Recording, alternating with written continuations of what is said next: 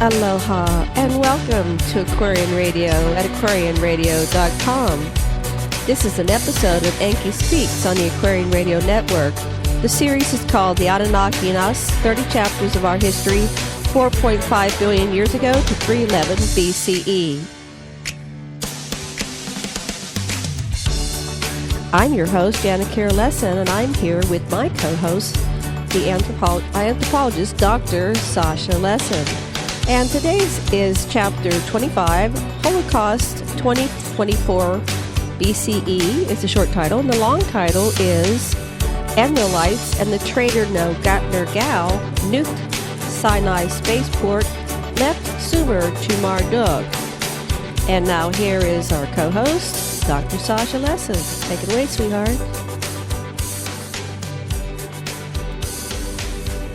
In a council that Enlil, who is commander of the Nibiruan forces on Earth, convened, Enlil scolded his number two, his enforcer, Ninurta, his son.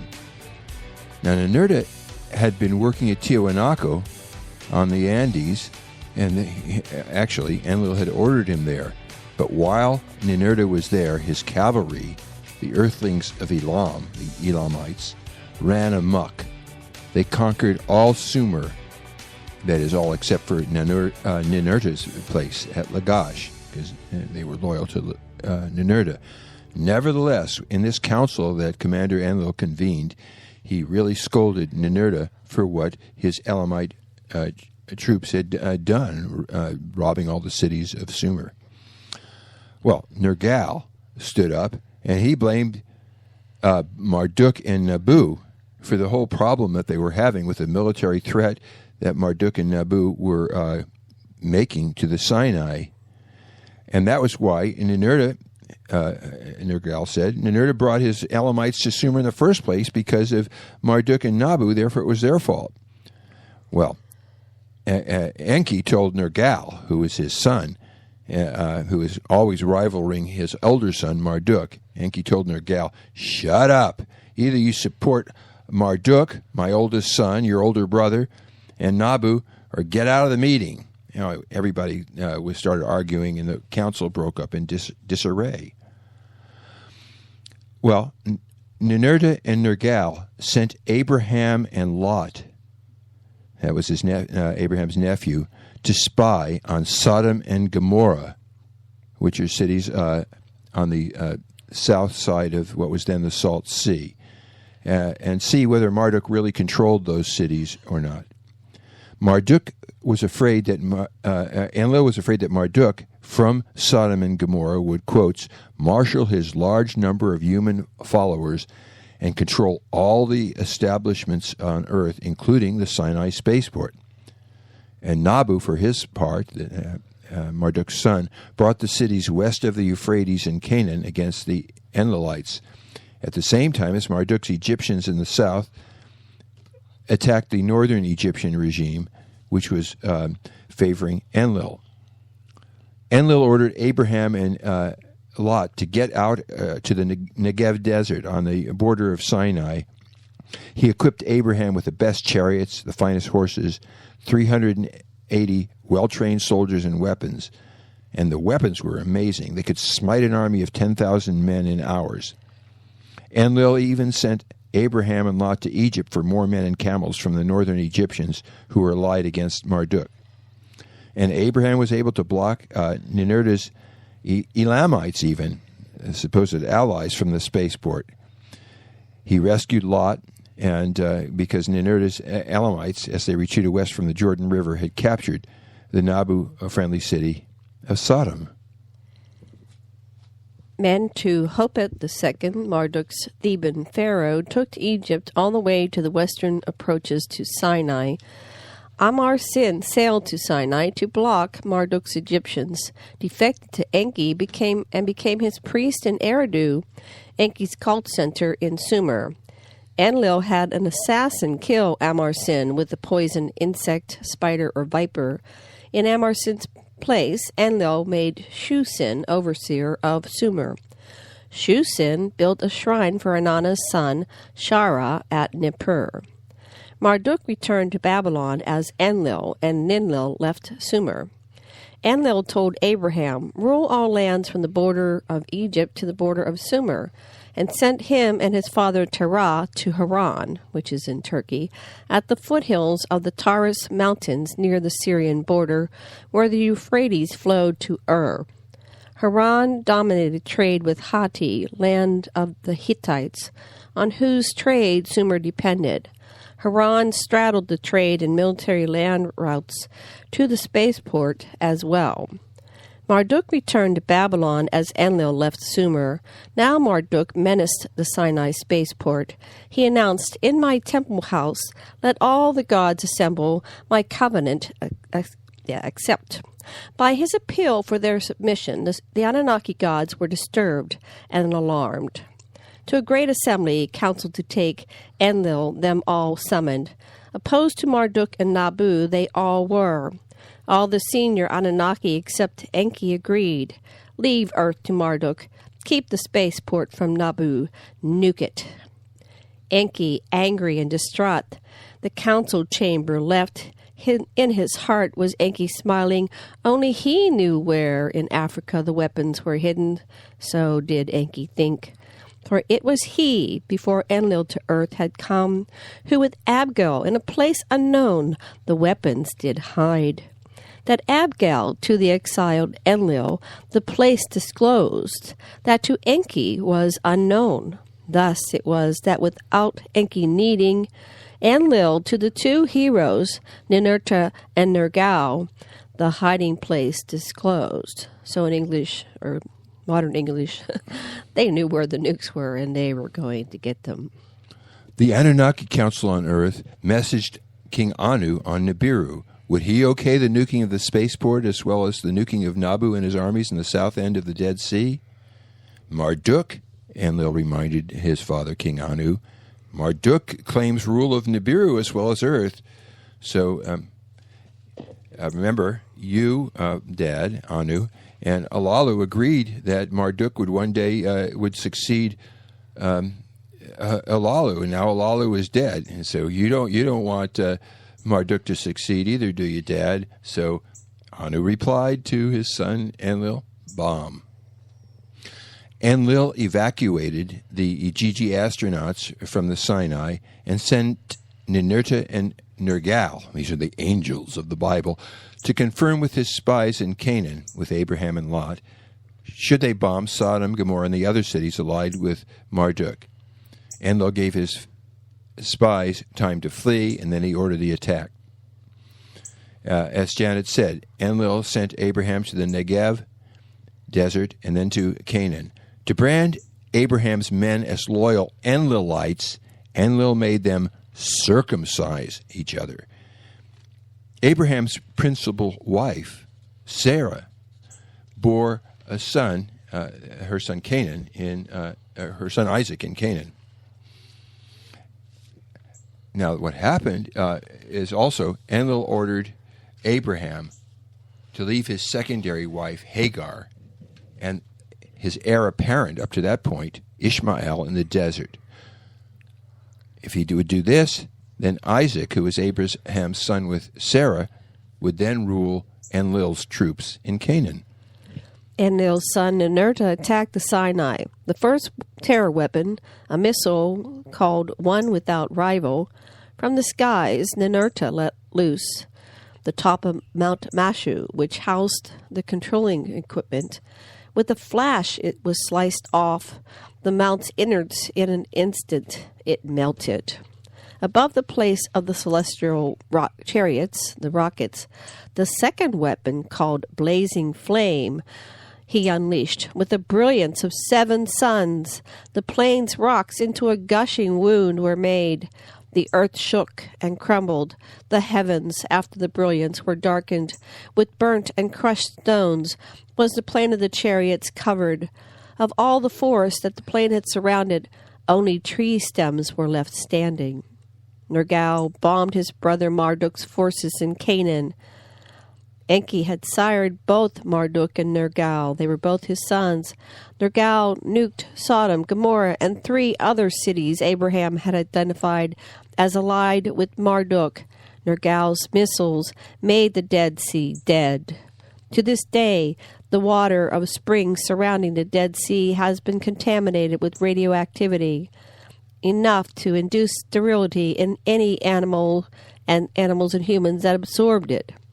Over the 5 cities era, Nergal, upon each from the skies a terror weapon sent the 5 cities he finished off.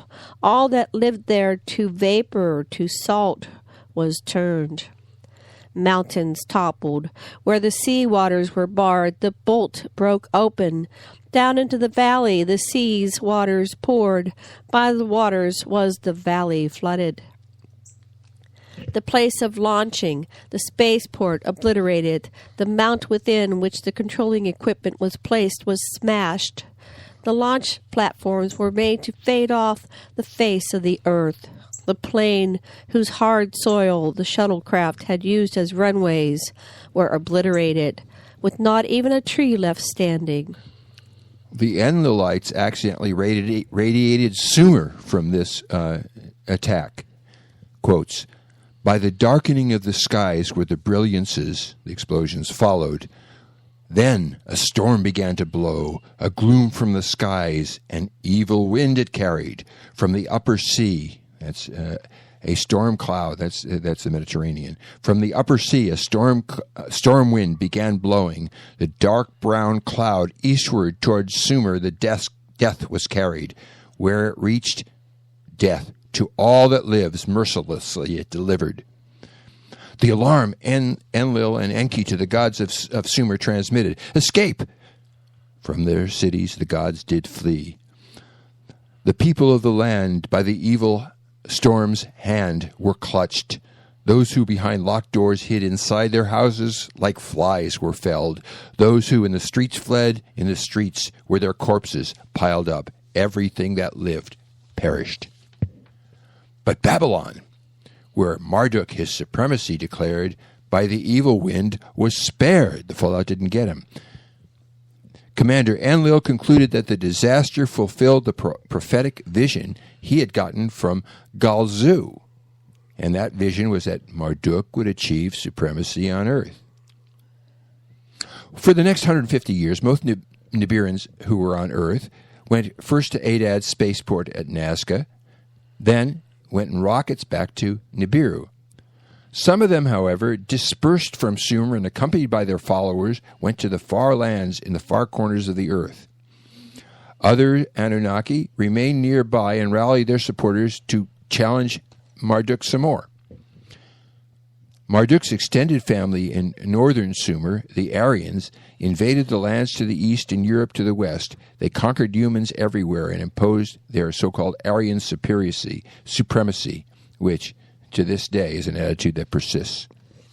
Marduk proclaimed Babylon capital of Sumer and said he was god of the gods.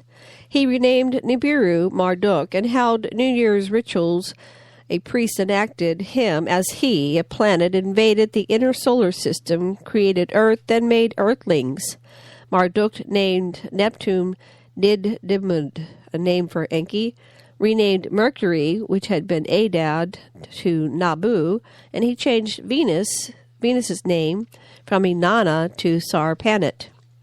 Marduk trained priests to study omens and a horoscope showing how planets and their namesakes affected Earthlings. He degraded astronomical observations, Earthlings' support, and women's rights. He barred women from high office and art. He substituted Nabu for the Nibiran woman Nisaba as deity of writing. Many Sumerians who survived the fallout fled Marduk. Refugees were given asylum all over around Mesopotamia. They converted their host countries into flourishing states. Some ventured into more distant lands accompanying the displaced gods. Indo-Aryans from southwest of the Caspian Sea mingled with the Sumerian refugees and migrated to the Indus Valley and brought with them the tales of Sumer, which combined with the culture Inanna had given her domains in India and evolved into Hinduism. Hinduism. Under Marduk's new age, gods guided the policies of their countries through signs and omens. For many millennia, Anu, Enlil, and the other Anunnaki leaders had made decisions affecting the Anunnaki.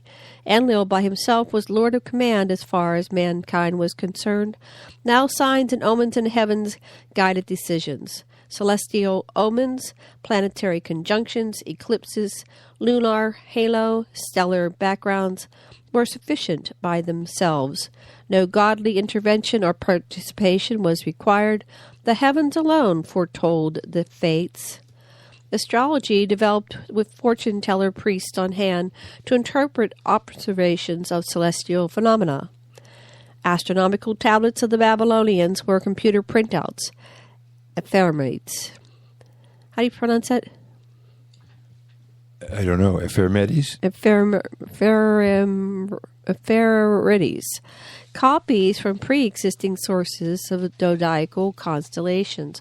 All the Babylonians knew was how to use them, translating into Babylonian the Sumerian procedure texts. Hellenistic, Persian, and Indian astrology derived from such records. Astronomy deteriorated, symptomatic of overall decline and regression in the sciences, arts, laws, the social framework under Marduk. Medicine turned into sorcery. Harshness and coarseness replaced the former compassion and elegance.